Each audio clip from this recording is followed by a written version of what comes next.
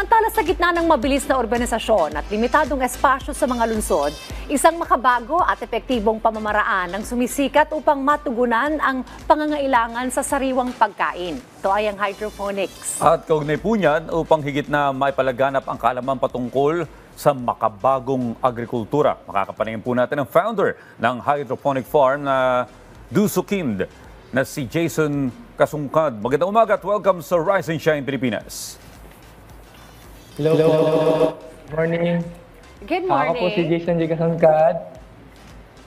Good morning, Jason. Welcome to Rise and Shine Pilipinas. Alright, tell us more about it, Dusukind. Ano ang naging inspirasyon mo sa pagtatayo nito at paano mo nakita yung potential ng hydroponics sa pagtulong sa mga kabataan at sa komunidad?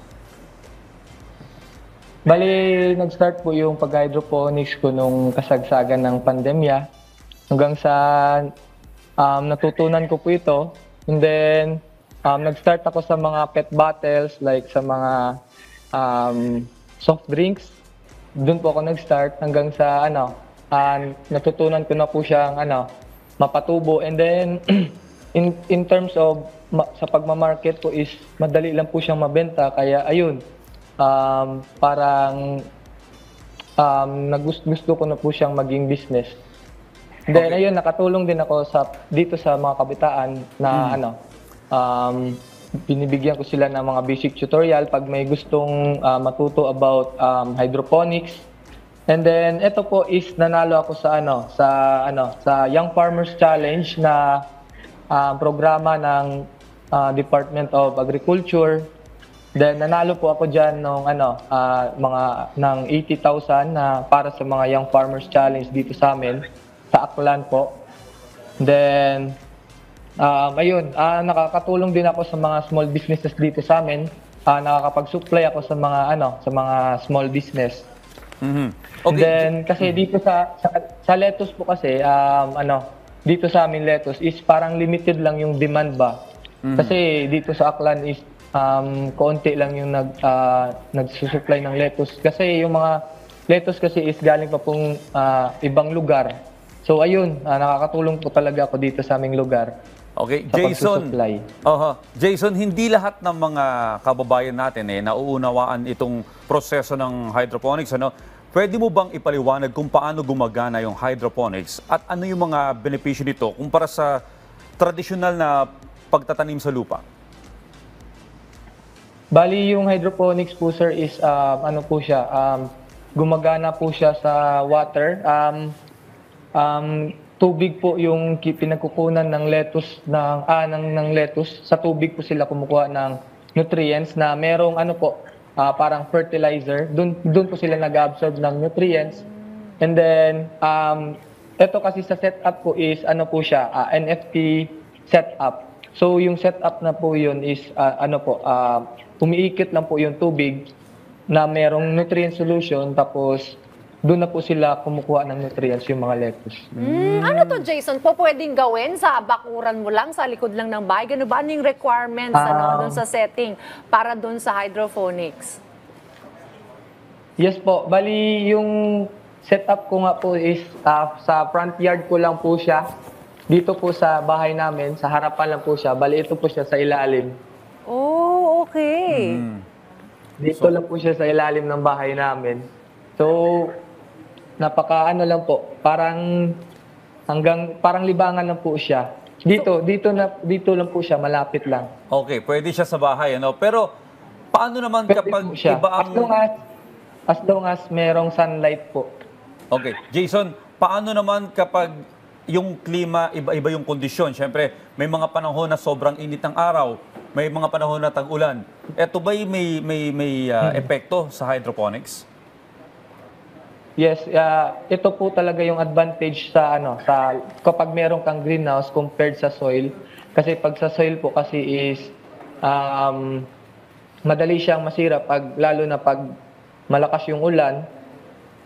Unlike dito, kung may greenhouse ka is maproprotektahan po talaga yung lettuce. And then dito kasi sa lugar namin is sa lowland area lang po kasi kami. So kung sa lupa po kami magtatanim, sigurado pong hindi po kami makakapagpatubo ng lettuce.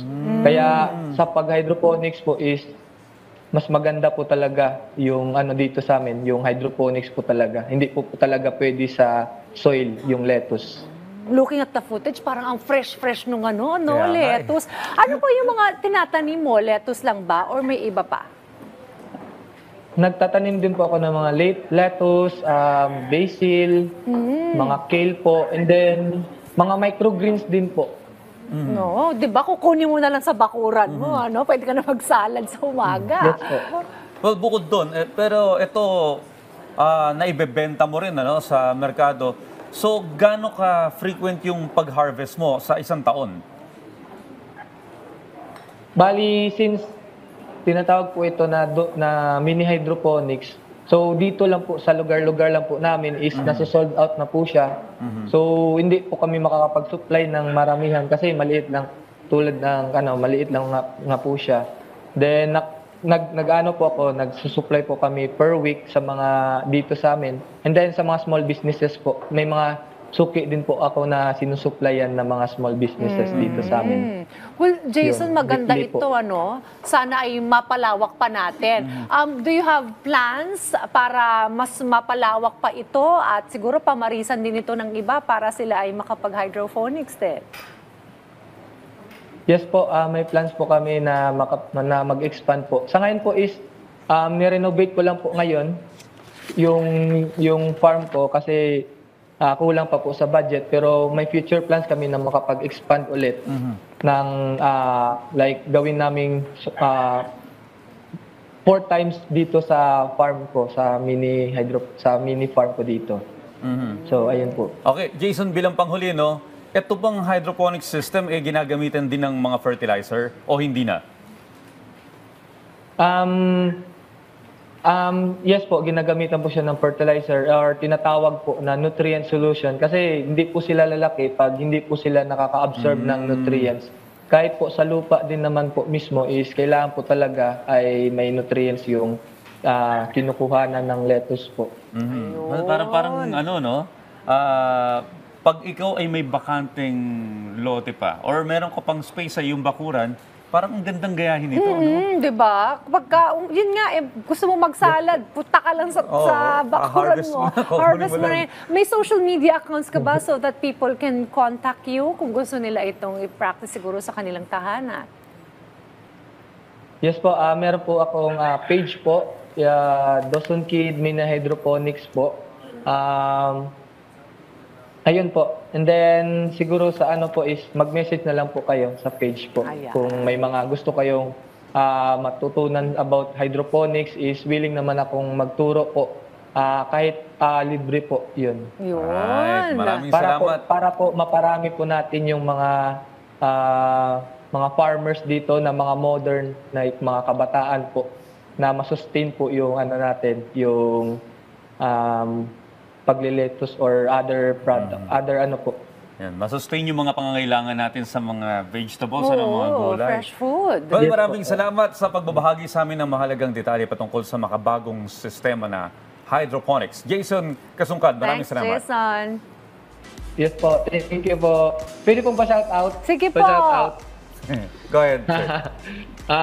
Shout out lang po sa kay Kuya Randy, saka kay Ate Aya. And then po sa Podcast po, yun lang po. Ayan. Thank you. Thank you also, Jason. Maraming salamat. Salamat.